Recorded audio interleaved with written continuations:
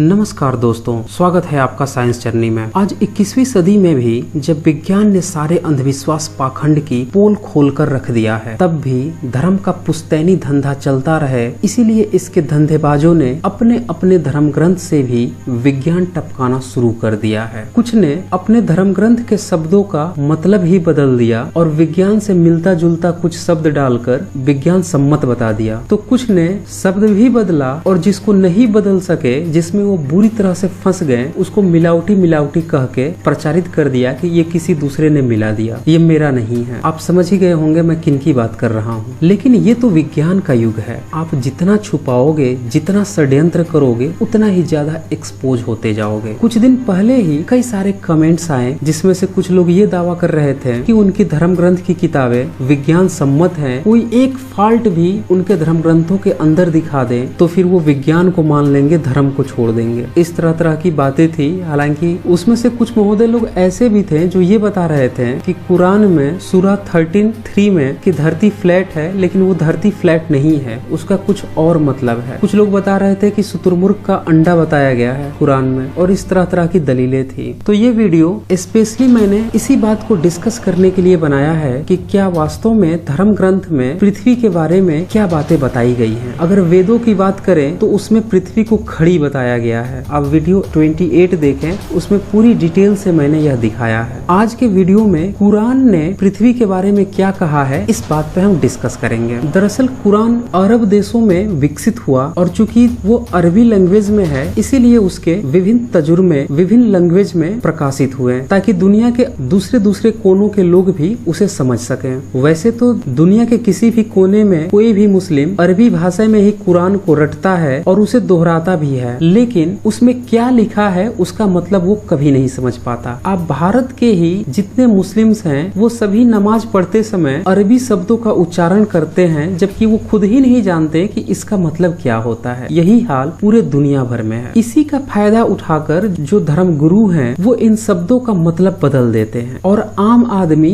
उसका वास्तविक मतलब तो पहले भी नहीं जानता था और तब भी नहीं जान पाता, और वो धर्म गुरुओं की बात को ही सत्य मानकर उसी को ढोते रहता है। और ऐसा हमेशा होता है। अगर आप 15वीं 16वीं शताब्दी में देखें तो लोगों की सोच कुछ और थी और आज के समय में कुछ और है। इसको मैं पूरे वीडियो में प्रूफ करूंगा सबूतों के साथ। सबसे पहले तो हम उस आयत को देखते हैं जिसमें धरती को फ्लैट बताया गया है। सूरा 13:3 में वह है जो पृथ्वी के आगे फैला हुआ है, और यहाँ फैला के लिए शब्द यूज हुआ है अरबी मद, और उसमें पहाड़ और नदियां हैं और हर फल के 2 अलग अलग प्रकारों को देखा। वह दिन को ढकने के लिए रात का कारण बनता है। अब इसी आयत को कुछ मौलाना ये कहते हैं कि नहीं, इसमें धरती को चपटी नहीं बताया गया है, और ये जो शब्द है मद जो कि उसे फैला हुआ बता रहा है, इसका मतलब भी वो बदल देते हैं। एक मौलाना इबीड वॉल्यूम 5 पेज 187 पर इसी आयत को डिस्कस करते हुए बताते हैं कि पृथ्वी को फैलाना उसके गोल होने का विरोधाभासी नहीं है, क्योंकि किसी चीज का प्रत्येक भाग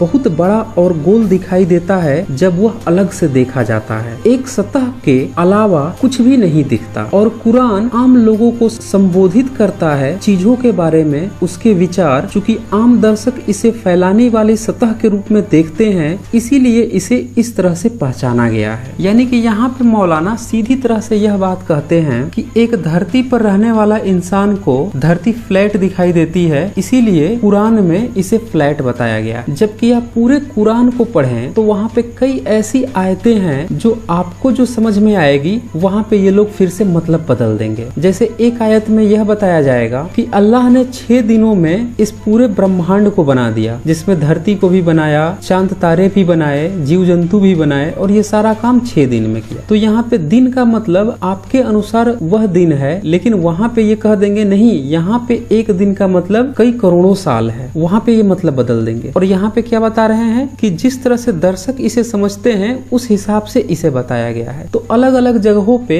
ये अलग अलग खुद ही मतलब बदल कर गुमराह करते हैं, मुद्दे पे आते हैं। तो यहाँ पे मौलाना ने धरती को फ्लैट होने से इनकार कर दिया, जबकि कुरान के कुछ और तजुर्मों को देखें तो इसे साफ तौर पे फ्लैट बताया गया है। सूरा 15:19 आयत, सैयद विकर अहमद, और हमने पृथ्वी समतल को फैला दिया। और यहाँ पे समतल यानी कि फ्लैट, इसके लिए अरबी शब्द यूज हुआ है मदन। लगाए गए पहाड़ उस पर दृढ़ और अचल और उसमें सभी प्रकार की चीजों को उचित संतुलन बनाया। सूरा 57 पामर इसमें कहा गया है और पृथ्वी हमने इसे फैला दिया है, और इसके लिए अरबी शब्द यूज हुआ है मदनाहा, और पहाड़ों को गाड़ दिया है ताकि यह हिले डुले ना, और बाकी के चीजें प्रॉपर बैलेंस में बनाया है। सूरा 25-45 आयत अरब्रेरी हेस तू तेरा अल्लाह नहीं माना जाता है, वैसे वह छाया बाहर खींच लिया है, अगर उसने चाहा होता तो वह अभी भी बना होता। फिर हमने सूर्य को नियुक्त किया उसके मार्गदर्शन के लिए। यहाँ पे मैदा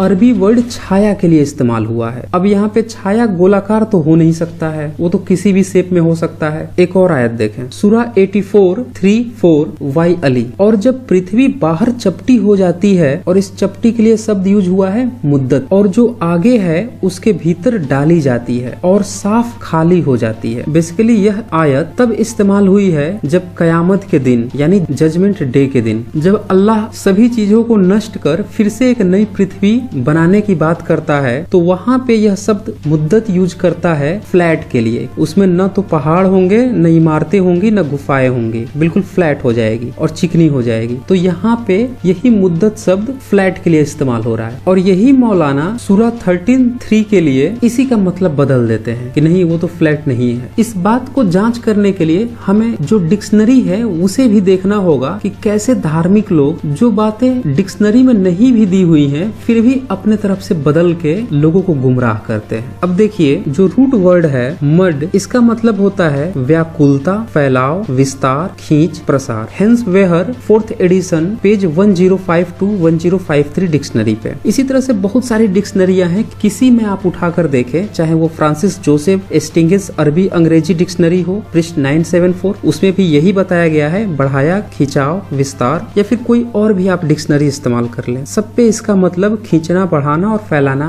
और लंबा होना ही दिया गया है। कहीं भी इसका मतलब नहीं बताया गया है कि यह गोलाकार है। तो कैसे फिर इसे हम यह कह दें सूरा 13:3 में धरती को चपटी नहीं बताया गया है बल्कि गोलाकार बताया गया है, जबकि डिक्शनरी तो यही बता रही। कुछ और भी डिक्शनरी अगर आप देखें, जॉन पेनराइस की glossary of Quran page 138, MG Farid dictionary Quran page 749, A Nadvi page 597, holy Quran Hindi बादवी इजिप्टियन पेज 813, वहाँ पे भी यही दिया हुआ है कि इसका मतलब खिंचाव, विस्तार, समतल, लंबा होना यही है। कहीं भी इसका मतलब गोलाकार नहीं लिखा हुआ है। तो इससे साफ पता चलता है कि इस आयत में पृथ्वी को समतल ही बताया जा रहा है, फ्लैट बताया जा रहा है। और मौलाना जो इसे आज की डेट में, चूंकि विज्ञान ने बता दिया है कि धरती फ्लैट नहीं है, तो ये लोग शर्म महसूस कर रहे हैं इस सच्चाई को एक्सेप्ट करने में। आगे मैं कुछ और सबूत दिखाऊंगा जिससे आपको स्पष्ट हो जाएगा कि आज से 200-300 साल पहले लोग इसे बिल्कुल फ्लैट ही समझते थे, जब तक कि साइंस ने नहीं बताया कि धरती